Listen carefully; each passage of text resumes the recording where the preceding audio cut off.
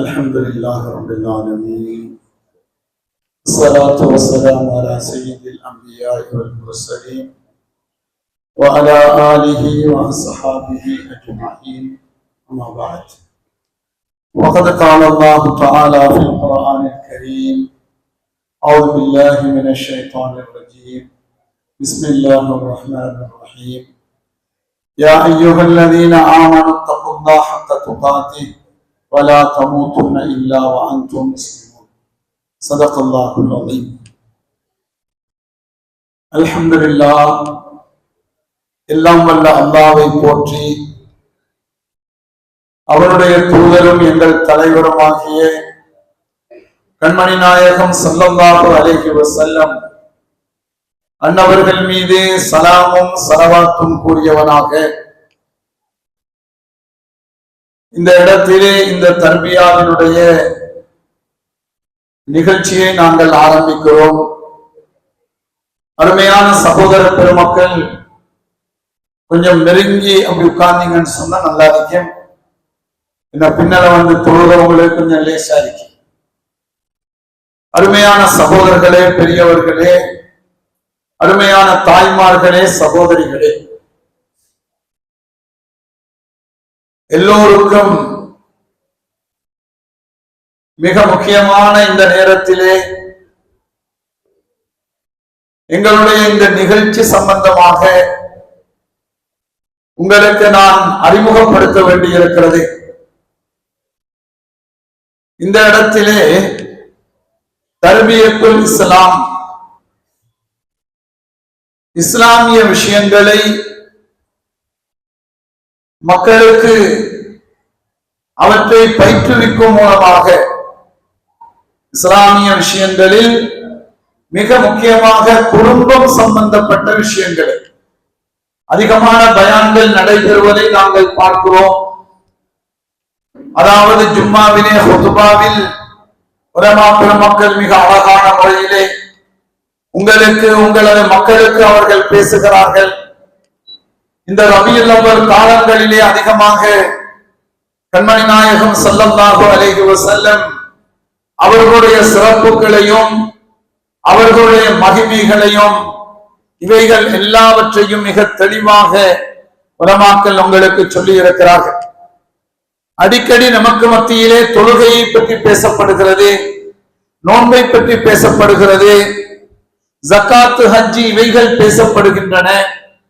ஆனால் மிக முக்கியமான ஒரு விஷயமாக இருக்கக்கூடிய குடும்பவியல் சம்பந்தமாக பேசப்படுவது ரொம்ப குறைவாக இருக்கிறது. நாம் ஃபிக்ஹினுடைய கிதாபுகளை எடுத்துக்கொண்டால் அதை 4 பகுதியாக பிரிப்பார்கள். அதிலே முதலாவது பகுதி இபாதாத், அதாவது தொழுகை, நோன்பு போன்ற இபாதத்துக்களை பற்றி பேசுவது. இரண்டாவதாக முஆமலாத், அதாவது வியாபாரம், கொடுக்கல் வாங்கல், இது போன்ற விஷயங்களை பற்றி பேசுவது. மூணாவதாக முனாகஹாத், அதாவது குடும்பவியல் சம்பந்தமாக பேசுவது. நாலாவது ஜினாயாத், குற்றவியல் சம்பந்தமாக பேசுவது. இவ்விதமாக இந்த ஃபிக்ஹினுடைய, குர்ஆனுடைய, ஹதீஸினுடைய இந்த விஷயங்கள் இந்த 4க்குள்ளே அடங்கும். இந்த 4லே மிக முக்கியமாக 3 அதிகமாக இபாதத்துக்கள், மற்ற விஷயங்கள் பேசப்படுகின்றன. இந்த குடும்ப விஷயம் சம்பந்தமாக பேசப்படுவது குறை. காரணம் என்னவென்றால் அதற்குரிய நேரம் இல்லை. ஜும்மாவிலே பேச முடியாது 20-25 நிமிஷம், அல்லது வேறு ஏதாவது ஒரு பயானில் தஅவத்துடைய வேலைகள் நடைபெறுகிற பொழுது அங்கும் பேச முடியாது, அதுவும் ஒரு 10-20 நிமிஷம். அதே போல வேறு ஏதாவது ஒரு முக்கியமான, அதாவது திக்ரு மஜ்லிஸ் போன்றவைகள் நடைபெறுகிற பொழுதும் அங்கேயும் பேச முடியாது. ஏனென்றால் திக்ரு போன்ற விஷயங்களுடைய ஃபலாயில்களை உலமா பெருமக்கள் பேசுவார்கள். இதன் காரணமாக மிக முக்கியமாக இப்பள்ளிவாசலுடைய தலைவர் அவர்களும் நிர்வாக சபையை சேர்ந்த அத்தனை பேருமே இந்த மஹல்லாவை பற்றி கவலைப்படுகிறார்கள். மிக முக்கியமாக இதை நான் குறிப்பிட வேண்டும்.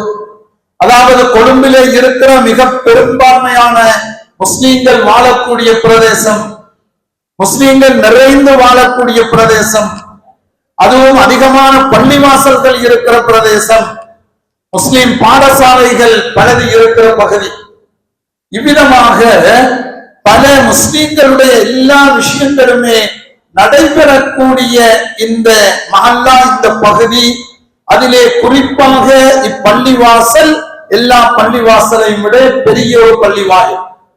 இதனுடைய நிர்வாக சபையினர்கள் மிக முக்கியமாக பல துறையிலே சிந்திக்கக்கூடியவர்கள், தலைவர்களாக இருக்கக்கூடியவர்கள். அதே போல அதன் பின்னால் வரக்கூடிய ஒவ்வொரு நிர்வாகிகளுமே பல துறைகளிலே பல பகுதியிலே அவர்கள் பல விஷயங்களை சிந்திக்கின்றார்கள். இவ்விதமாக சிந்தித்ததனுடைய ஒரு விளைவுதான், அதாவது ஃபிக்ஹினுடைய விஷயம் நடைபெறுகிறது, தஃசீருடைய வகுப்பு நடைபெறுகிறது, மற்றைய பயான்கள் எல்லாம் நடைபெறுகிறது. இந்த நேரத்திலே நமக்கு உள்ளே இருக்கக்கூடிய குறிப்பாக குடும்பங்களுக்குள் உள்ள பிரச்சனைகள், இளைஞர்கள் வாலிபர்களுக்கு இருக்கக்கூடிய பிரச்சனைகள், இளம் பெண்களுக்கு இருக்கக்கூடிய பிரச்சனைகள், இவைகள் ஒவ்வொன்றையும் பிரச்சனை என்று சொன்னால் பிரச்சனையை மட்டும் பேசுவதல்ல, பிரச்சனைக்குரிய தீர்வுகள் என்ன, குடும்பத்தை பற்றி. குடும்பம் என்பது மிக முக்கியமான ஒன்று. இஸ்லாத்தை பொறுத்தவரையிலே குடும்பம் என்பது மிக முக்கியமானது, மனிதனுடைய வாழ்க்கையிலேயே மிக அத்தியாவசியமானது. குடும்பம் இல்லை என்றால் வாழ்க்கை இல்லை, குடும்பம் இல்லை என்றால் இஸ்லாமிய இபாதத்து இல்லை, குடும்பம் இல்லை என்று சொன்னால் இந்த உலகத்திலே நிம்மதியோ சந்தோஷமோ இருக்காது. அப்படியானால் இந்த குடும்பத்தினுடைய விஷயங்களை பற்றி நாம் உடைச்சு பேச வேண்டும். இதுதான் இதனுடைய நோக்கம். அதாவது பயான் சொல்கிற என்ற அமைப்பிலே வெறுமனே பூசி மொழிகிட்டு போறது நோக்கம் அல்ல.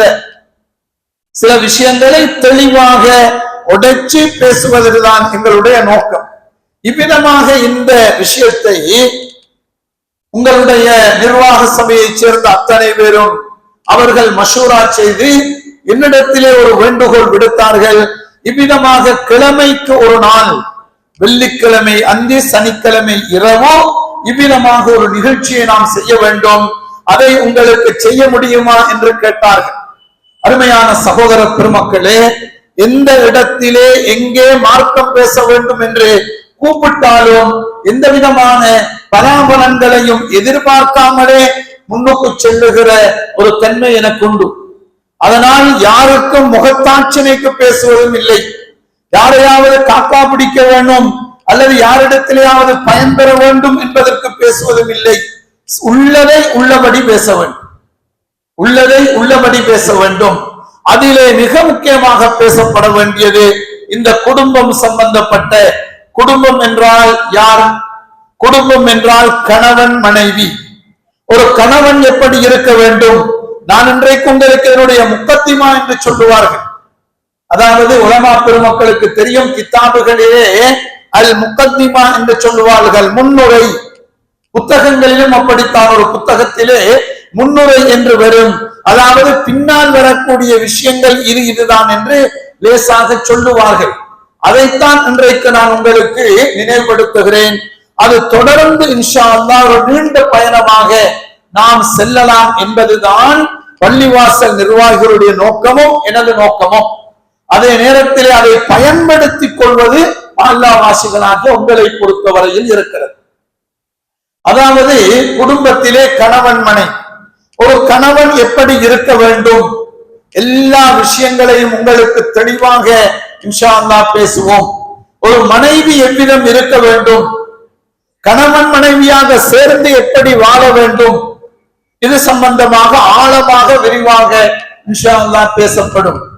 அதே போன்றுதான் பிள்ளைகள் சம்பந்தமாக, பிள்ளைகளை பெறுவதிலே இருந்து, பிள்ளைகளை வளர்ப்பதிலே இருந்து, பிள்ளைகளுடைய கல்வி சம்பந்தமாக, குர்ஆனுடைய இல்மு சம்பந்தமாக, இவ்விதமாக இந்த பிள்ளைகள் சம்பந்தப்பட்ட விஷயங்களை ஆழமாக அகலமாக பேச வேண்டும்.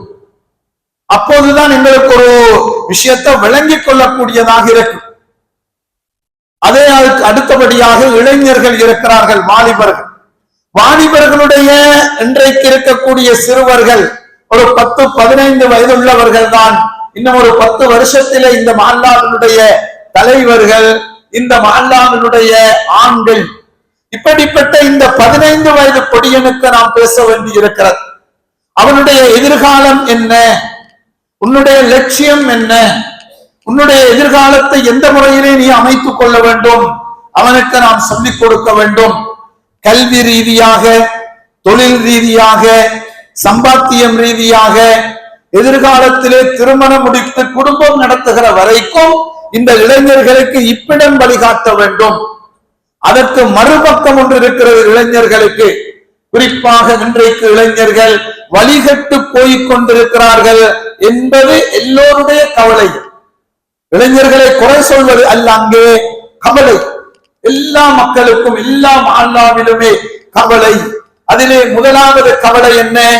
சிறுவர்களாக, பாடசாலை மாணவர்களாக இருக்கிற அந்த பிள்ளைகள் படிக்கிறார்கள் இல்லை. பாடசாலைக்கு போற பிள்ளைகள் படிக்கிறார்கள் இல்லை. பாடசாலைக்கு போகக்கூடிய பெண் பிள்ளைகள் படிக்கின்றார்கள், நல்ல நிலைமையில் வருகிறார்கள் இல்லை என்பது கவலையான விஷயம். இப்போது நாங்கள் அந்த பிள்ளைகளுக்கு பேச வேண்டும். உன்னுடைய கல்வி எந்த நிலைக்கு வர வேண்டும்? கல்வியினுடைய காலம் O level முடிகிறது அல்லது A level முடிகிறது. அடுத்த கட்டம் என்ன? உன்னுடைய தொழில் கல்வியை எவ்விதம் நீ அமைத்துக் கொள்ள வேண்டும்? தொழிலை எவ்விதம் அமைத்துக் கொள்ள வேண்டும்? இப்படியான விஷயங்கள் அவர்களுக்கு சொல்லிக் கொடுக்க வேண்டும்.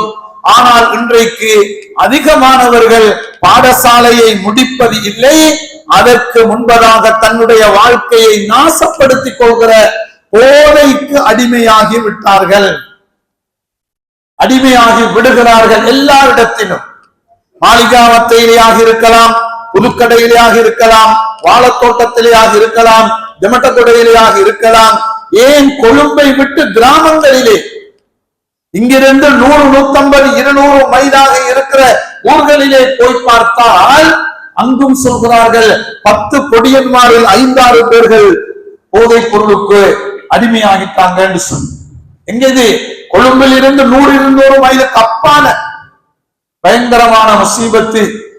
அதனுடைய செய்திகளை எல்லாம் நாம ஒவ்வொரு நாளும் கேட்கிறோம்.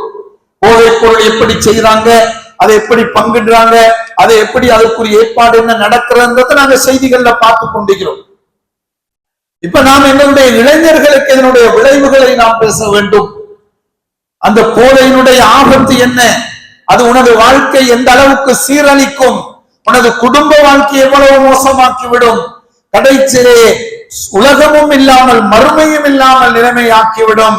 இது சம்பந்தமாக விரிவாகவும் தெளிவாகவும் ஆழமாகவும் நாம் பேச வேண்டி இருக்கிறது. இதை உங்களுக்கு முன்னுரையாகத்தான் நான் சொல்கிறேன். அதே போன்றுதான் இளம் பெண்கள். இஸ்லாமிய பெண்களுக்குரிய ஒழுக்கம் என்ன? இஸ்லாமிய பெண்களுடைய லட்சியம் எப்படி இருக்க வேண்டும்? அதற்கு உதாரணமாக இருக்கக்கூடிய சஹாபி பெண்மணிகளுடைய வாழ்க்கை, நபிமாருடைய மனைவிமாருடைய வாழ்க்கை, அதே போல எங்களுக்கு அறிமுகமான அறிஞர்கள், இமாம்கள், அவுலியாக்கள், பெரிய மனிதர்கள், நல்ல மனிதர்களுடைய பெண்களுடைய வாழ்க்கை, ஆண்களுடைய வாழ்க்கை, இவைகளை எல்லாம் உங்களுக்கு முன்னுதாரணமாக காட்டி அவைகள் சம்பந்தமாக நாம் பேச வேண்டும். இளம் பெண்கள், இளம் பிள்ளைகள் எவ்விதம் வர வேண்டும்? இன்றைக்கு லட்சியம் இல்லாமல் ஒரு நிலைமையில் முஸ்லிம் சமூகம் செல்கிறது. நான் இங்கே காண்பித்து கொடுக்க வேண்டும். மனிதா, இளைஞர்களே, யுவதிகளே, உங்களது லட்சியம் இதுதான், உங்களது எதிர்காலம் இதுதான், இப்படித்தான் நீங்கள் பயணிக்க வேண்டும், இப்படித்தான் நீங்கள் வாழ வேண்டும், இப்படித்தான் நீங்கள் குடும்பம் நடத்த வேண்டும் என்பதை அவர்களுடைய நெஞ்சை தொடுகிற அளவுக்கு நாங்கள் சுட்டி காட்டுவதுதான் இதனுடைய நோக்கம். அதனால் யாரையும் குறை சொல்லி விட்டார்கள் என்று யாரும் பேசக்கூடாது. எங்களுடைய நோக்கமே உங்களது குறைகளை சுட்டி காட்டி உங்களை சிந்திக்க தூண்டுவதுதான் எங்களது நோக்கம். வெறுமனே பாட்டு படிச்சுட்டு போறதோ அல்லது வெறுமனே ஜால்ரா போட்டுட்டு போறதோ இது நோக்கம் அல்ல. அதை நாம விரும்பவும் கூடாது. பிழைகளை சுட்டி காட்ட வேண்டும். என்னிடத்தில் இருக்கிறது இந்த பிழை, நான் அதில் இருந்து விடுபட வேண்டும் என்று ஒவ்வொரு பெண்களும், இளம் பெண்களும், ஒவ்வொரு தாய்மார்களும், சகோதரிகளும், பெரியவங்களும், ஆண்களும், பெண்களும் வழங்க வேண்டும். இவ்விதமாக இந்த விஷயங்கள் ஒவ்வொன்றாக அதிலே வரக்கூடிய ஒரு இஸ்லாமிய வீடு எவ்விதம் இருக்க வேண்டும், ஒரு இஸ்லாமிய வீடு எப்படி அமைய வேண்டும், ஒரு முஸ்லிமினுடைய கடை வியாபார ஸ்தலம் எவ்விதம் அமைய வேண்டும், ஒரு முஸ்லிமினுடைய வாழக்கூடிய அந்த தெரு எவ்விதம் அமைய வேண்டும், ஒரு முஸ்லிம் குடும்பம் நெருங்கி வாழக்கூடிய நாங்கள் எப்படி வாழ வேண்டும், அந்நிய சமூகத்துடன் முஸ்லிம் அல்லாத சமூகத்துடன் நாங்கள் எவ்விதம் வாழ வேண்டும், மார்க்கத்தை நாங்கள் கடைபிடித்துக் கொண்டு அவர்களுக்குரிய அன்பையும் மரியாதையும் கொடுத்து கொண்டு எப்படியெல்லாம் வாழ வேண்டும், இப்படி இந்த எல்லா விஷயங்களையுமே நாங்கள் விலாவாரியாக நாம் உடைத்து பேச வேண்டி இருக்கிறது. இதற்காக வேண்டி நீங்கள் ஒவ்வொருவருமே இதற்குரிய நேரத்தை நீங்கள் ஒதுக்கிக் கொள்ள வேண்டும். அதிகமான நேரம் பேசுவது இல்லை. இன்ஷா அல்லாஹ் ஒரு 40 நிமிஷம் 45 நிமிடத்துக்குள் எங்களுடைய நிகழ்ச்சியை நாம முடித்துக் கொள்வோம். நீங்க ஒவ்வொரு நாளும் வெள்ளிக்கிழமை அந்தியிலே எங்கிருந்தாலும் சரி, இன்றைக்கு இந்த நிகழ்ச்சி இருக்கிறது, நான் போக வேண்டும் என்று நீங்கள் முக்கியமாக நியத்து வைத்துக் கொள்ளுங்கள். நீங்கள் முக்கியமாக இதற்கு நேரத்தை ஒதுக்க வேண்டும், இதற்கு நேரத்தை ஒதுக்கி வர வேண்டும். பெண்களும் அவ்விதம்தான். வீட்டிலே இருக்கக்கூடிய குடும்பத்திலே இருக்கக்கூடிய 15 வயதுக்கு மேற்பட்ட 14, 15 வயது இவ்விதமாக இந்த இளம் பிள்ளைகளில் இருந்தே கூட்டிக் கொண்டு வாருங்கள். அதே போல உங்களது வீட்டில் இருக்கின்ற இளைஞர்களை, எங்களது பிள்ளைகளை, அவர்களை அழைத்துக் கொண்டு வர வேண்டும். அதாவது நான் சொல்வதை போல ஒவ்வொருவரும் ஒவ்வொருவரை தஷ்கீல் பண்ணி கூட்டிக் கொண்டு வர வேண்டும். இதற்கு நாம் செல்லுவோம். இவ்விதம் செல்வதன் மூலமாக உங்களுக்கு மிகப்பெரிய நன்மை உண்டு. அதாவது இவ்விதமான மஜ்லிஸுகளில், பயானுடைய மஜ்லிஸுகளில், பள்ளிவாசலுக்கு வருவதிலே அதனுடைய பிரயோஜனம் உங்களுக்கு தெரியும். மார்க்க இல்மை நீங்கள் கற்றுக்கொள்ள வருகிற பொழுது, மார்க்கத்தினுடைய ஒரு விஷயத்தை விளங்கிக் கொள்ள வேண்டும் என்று வருகிற பொழுது மலாயிக்காமார்கள் உங்களுக்காக வேண்டி துஆ செய்கிறார்கள். நபி ஸல்லல்லாஹு அலைஹி வஸல்லம் சொன்னது எந்த அளவுக்கு சொல்லப்படுகிறது, அதாவது தண்ணீரில் இருக்கிற மீன் துஆ செய்கிறது, புத்திலே இருக்கிற எறும்பு துஆ செய்கிறது.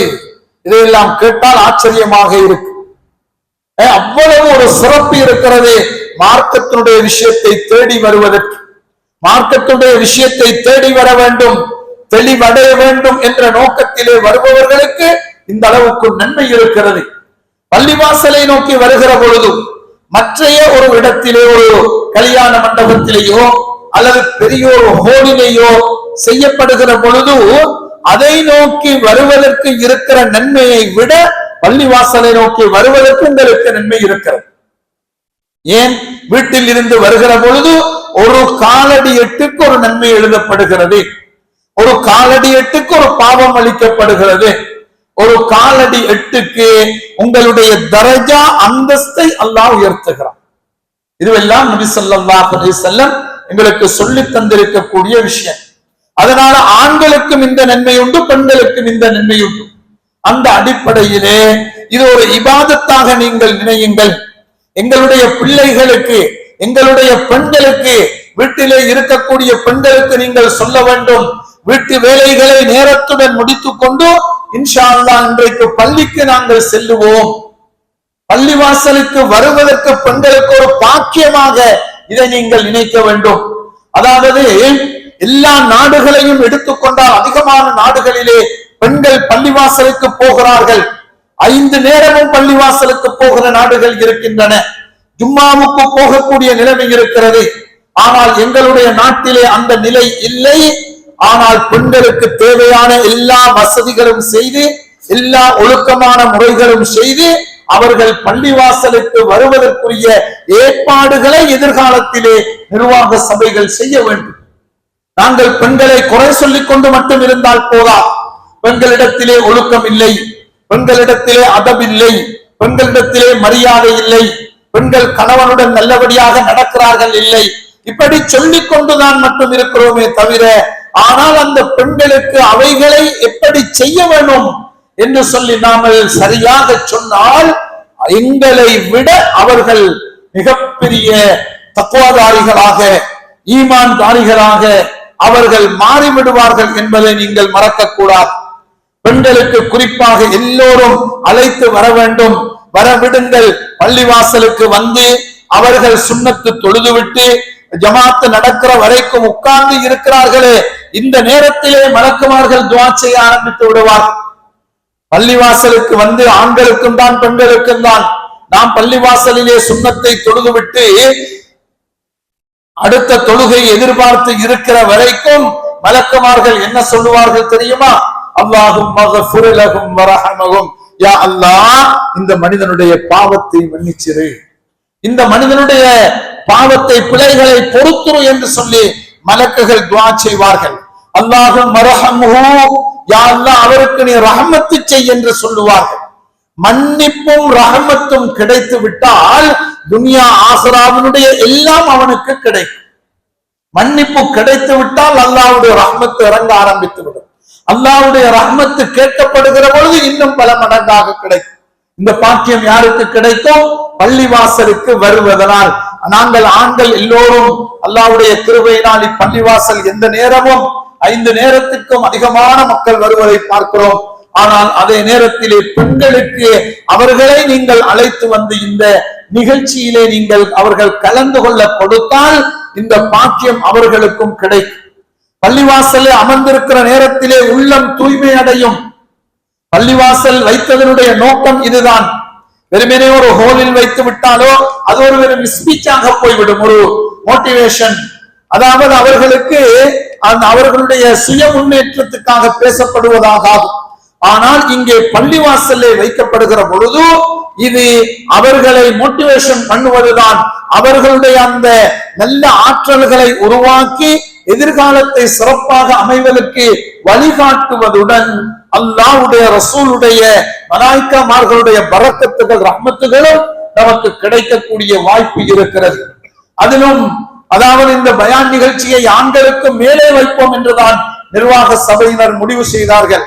உங்களுடைய நலவை கருதி, அதாவது துஆ ஓதிவிட்டு மேலே போய் வருகிற பொழுது ஒரு சிலருக்கு சிரமமாக இருக்கும் என்பதனால் இந்த இடத்திலேயே இப்படியே செய்வோம் ஹஸரத் என்று சொன்னார்கள்.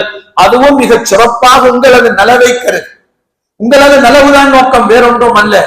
இதன் மூலமாக இருக்கிற கேட்கிற உங்களுக்கும் நன்மை கிடைக்கும், பேசுகிற எனக்கும் கிடைக்கும், அதற்குரிய ஏற்பாடு செய்திருக்கக்கூடிய நிர்வாகிகளுக்கும் கிடைக்கும், அதற்காக வேண்டி ஒத்துழைக்கக்கூடிய சகல மக்களுக்கும் கிடைக்கும். அந்த மிகப்பெரிய அருளை பெற்றுக்கொள்வதற்கு நீங்கள் வர வேண்டும் என்பதுதான் இந்த நிகழ்ச்சியினுடைய முக்கியமான வேண்டுகோளாக இருக்கிறது. அருமையான சகோதர பெருமக்களே, இதிலே நாம் ஏன் இந்த குடும்ப விஷயம் சம்பந்தமாக பேச வேண்டும், குடும்ப விஷயம் சம்பந்தமாக ஏன் சொல்ல வேண்டும் என்று சொன்னால், அல்லாஹ்வினுடைய விதியே அதுதான், அல்லாஹ்வினுடைய விதியே அதுதான். அதை ஆதி மனிதன் ஆதம் நபியிடத்திலே இருந்தே அல்லாஹ் ஆரம்பிக்கிறான். குடும்பத்திற்கு தர்பியா செய்வது, குடும்பத்தினர்களுக்கு கணவன் மனைவி அவர்களுக்கு உபதேசிப்பது என்பது அல்லாஹ் ஆதம் நபியிடத்திலே இருந்து ஆரம்பித்து விட்டான். என்ன செய்தான்? ஆதம் நபி அவர்களை படைக்கிறான் அல்லாஹ். அவர்களை படைத்ததற்கு பின்னால் அன்னை ஹவ்வா அவர்களை அல்லாஹ் படைக்கிறான். படைத்ததற்கு பின்னால் 2 பேரையும் அழகிய சுவனலோகத்திலே போய் வாழுங்கள் என்று சொல்லிவிட்டான்.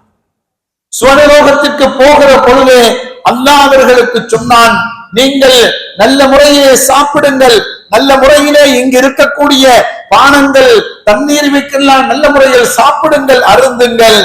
ஆனால் இந்த மரத்துக்கிட்ட மட்டும் போய்விடாதீர்கள். இந்த மரம், ஒரு மரத்தை சுட்டி காட்டினால் இந்த மரத்தினுடைய பழத்தை மட்டும் சாப்பிட்டு விடாதீர்கள். இந்த சம்பவம் உங்கள் எல்லாருக்கும் பெருசா தெரியும். இதுல பாருங்க, அல்லாஹ் என்ன செய்றார்? முதலாவது கல்யாணம் முடிச்சு ஆதம் நபியை படைச்சு ஹவ்வாவை படைச்சு நிக்காகம் செஞ்சு வச்சான். ஆதம் நபி அலைஹிஸ்ஸலாம் அவர்கள் ஒரு நாள் மாலை நேரத்திலே சொர்க்கத்திலே அவர்கள் இருக்கிறார்.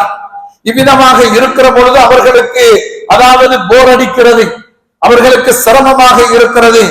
மாலை நேரத்திலே அவர்களுக்கு தூக்கம் வருகிறது. ஆதம் நபி அவர்கள் தூங்கி விடுகிறார்கள். தூக்கத்திற்கு பின்னால் அவர்கள் கண் விழித்து பார்க்கிறார்கள், அவர்களுக்கு பக்கத்திலே ஒரு பெண்மணி இருக்கிறார்கள். ஆதம் நபி மட்டும்தான் சொர்க்கத்துக்குள்ளே வந்தது, அந்த இடத்திலே உட்கார்ந்தது. சாப்பிட்டார்கள், குடித்தார்கள், அங்கே போனார்கள், இங்கே வந்தார்கள். இப்படி இருக்கிற பொழுது சின்னொரு சலிப்பு தட்டுகிறது, சின்னொரு சலிப்பு தட்டுகிறது. ஒருவர்களுக்கு அல்லாஹ் என்ன செய்கிறான்? ஆதம் நபி அவர்களுக்கு ஒரு பெண்ணை, ஒரு மனைவியை உருவாக்கி கொடுக்கிறான். குர்ஆன் தெளிவாக பேசுகிறது. ஆதம் நபி அவர்களே அவர்களுடைய விழா எலும்பிலே இருந்து ஹவ்வா அலைஹிஸ்ஸலாம் படைக்கப்பட்டிருக்கிறார். ஆதம் நபியுடைய விழாவிலே இருந்து ஹவ்வா அலைஹிஸ்ஸலாம் படைக்கப்பட்டிருக்கிறார்கள் என்று குர்ஆனும் சொல்கிறது. விழா எலும்புகளிலே அவ்விதமான அமைப்புகள் இருப்பதையும் இன்றைக்கு மருத்துவ உலகம் சொல்கிறது. அருமையான சகோதர பெருமக்களே, இவ்விதமாக ஹவ்வா அவர்களை படைத்ததற்கு பின்னால் ஆதம் அலைஹிஸ்ஸலாம் அவர்களுக்கு ஒரு இனம் புரியாத ஒரு சந்தோஷம், இனம் புரியாத ஒரு மகிழ்ச்சி. அந்த நேரத்திலே அவர்களுடன் பேசுவதற்கு, அவர்களை தொடுவதற்கு ஆதம் நபி முனைகிறார்கள். உடனே உத்தரவு வருகிறது, நீங்கள் அவர்களை தொடக்கூடாது. ஆதம் நபிக்கு இன்னொரு டென்ஷன், என்ன இது? அந்த நேரத்திலே அறிவித்தல் வருகிறது, அதாவது உங்களுக்கு நீங்கள் மகரு கொடுக்க வேண்டும், நீங்கள் நிக்காக நடைபெற வேண்டும், மகரு கொடுக்க வேண்டும். ஆதம் நபி கேட்கிறார்கள், மகர் என்றால் என்ன? நீங்கள் கண்மணி நாயகம் ஸல்லல்லாஹு அலைஹி வஸல்லம் அன்னவர்கள் மீது, அதாவது நான் சொல்லித் தருகிற ஸலவாத்துக்களை சொல்லுங்கள், அதுதான் மகர் என்று சொன்னார்கள்.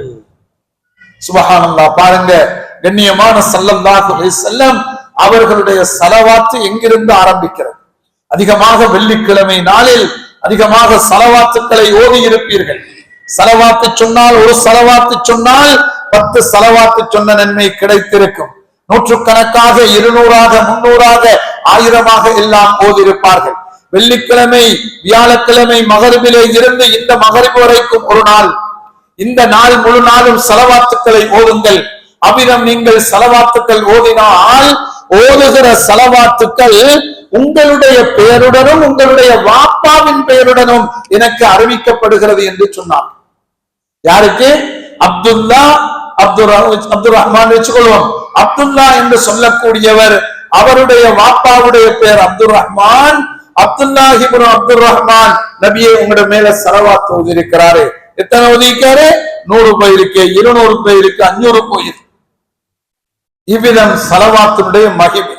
வெள்ளிக்கிழமை பெரும்பாலும், அது மற்ற எல்லா நாளிலும் ஓத வேண்டும், வெள்ளிக்கிழமையில ரொம்ப விசேஷம். வெள்ளிக்கிழமையில அசருக்கு பின்னால், அசரில் இருந்து மகரிபு வருகிற நேரம் மிக விசேஷம்.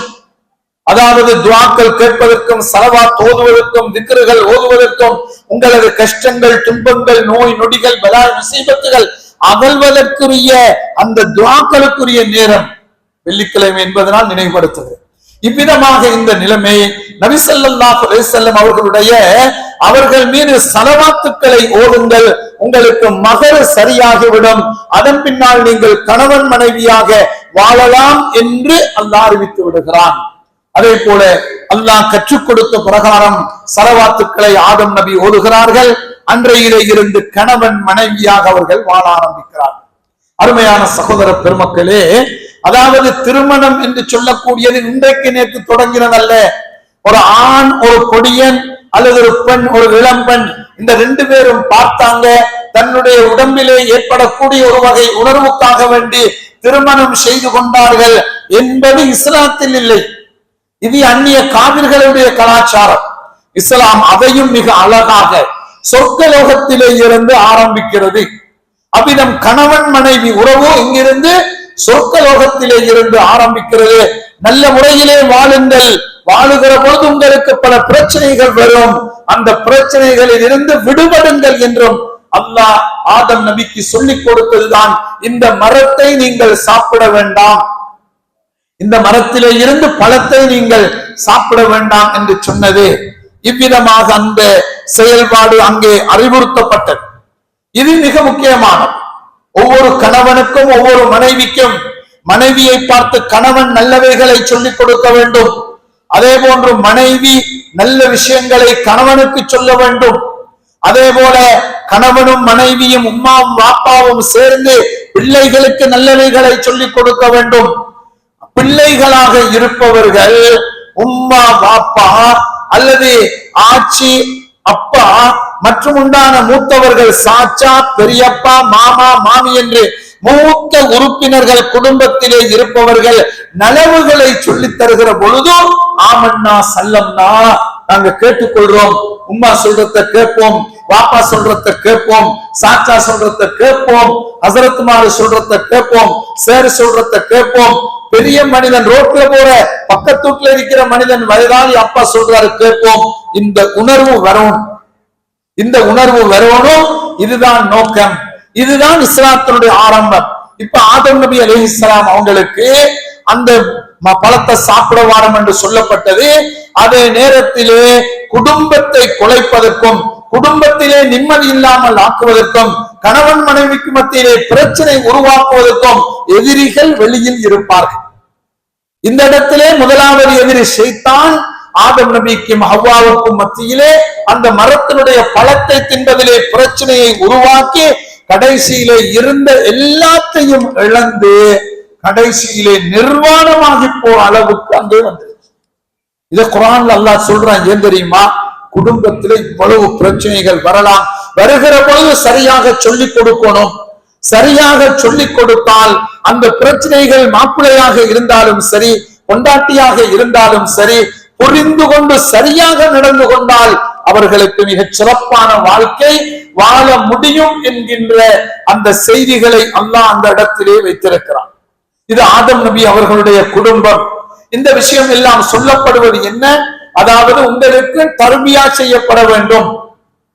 அதே போல ஆதம் நபியினுடைய பிள்ளைகளுக்குள்ள பிரச்சனையாச்சு, 2 மகன்களுக்குள்ள பிரச்சனை வந்துச்சு. கடைசியில அந்த பிரச்சனை எங்க போய் முடிஞ்சிச்சு? ஒருத்தர் கொலையில் போய் முடிஞ்சு. இந்த செய்தி அல்லாஹ் குர்ஆன்ல சொல்றான். ஏன் அல்லாஹ் சொல்றான் தெரியுமா? வெறுமனே கதை சொல்வதற்கு அல்ல, இப்படியெல்லாம் வாழ்க்கையில் இருக்கும். சொந்த நானாவும் தம்பிக்குள்ள பிரச்சனை வந்துடும், சொந்த தாத்தாவுக்கும் தம்பிக்குள்ள, தாத்தா தங்கச்சிக்குள்ள பிரச்சனை வந்துடும், சாட்சி பெரியம்மா மக்களுக்குள்ள பிரச்சனை வந்துடும், அக்கம் பக்கத்துல வந்துடும். இப்படியான நேரத்துல நிதானமாக, பொறுமையாக, கவனமாக நீங்கள் பயணிக்க வேண்டும் என்ற விஷயங்களை சொல்வதற்காக வேண்டித்தான் குர்ஆனிலே அவற்றை அல்லாஹ் சொல்றான். குர்ஆனிலே அவற்றை அல்லாஹ் சொல்கிறான். இதை உங்களுக்கு லேசாக இந்த விஷயங்களை நான் நினைவுபடுத்துகிறேன். இது முதலாவது நாள், அதாவது முகத்திமத்துல் கிதாப், இந்த பயானுடைய முகத்திமா முன்னுரையாக இந்த விஷயத்தை சொல்லியிருக்கிறேன். இன்றைக்கு இருந்த மக்கள் சரி முதலாவது ஆரம்பிக்கிறாங்க, நாம இருந்துட்டு போவோம் என்று இருக்கிறதல்ல, எல்லாரும் இன்ஷா அல்லாஹ் வரணும். நீங்க வாரதை வச்சுத்தான் பள்ளிவாசல் நிர்வாகிகளுக்கு, தலைவர் அவர்களுக்கு, செயலாளர் அவர்களுக்கு மற்றும் உண்டான இதற்காக முயற்சி செய்கிற சகோதரர்கள், நிர்வாகத்தில் இருக்கக்கூடிய பெரியவர்கள் எல்லோருக்கும் ஒரு உற்சாகம் வரும். எல்லா மக்களும் வாராங்க, இன்னும் மிக தெளிவாக இதை எப்படி நல்லா செய்யலாம் என்று சொல்லி, அதற்காக வேண்டிய மிக முக்கியமாக நாம பேசுறது காத்துல பறந்து போயிடக்கூடாது என்று 2 யூடியூப்கள் மூலமாகவும் அவற்றை எடுத்து மக்களுக்கு கொடுக்கணும் என்று சொல்லி எங்களுடைய சகோதரர்கள் நினைத்திருக்கிறார்கள்.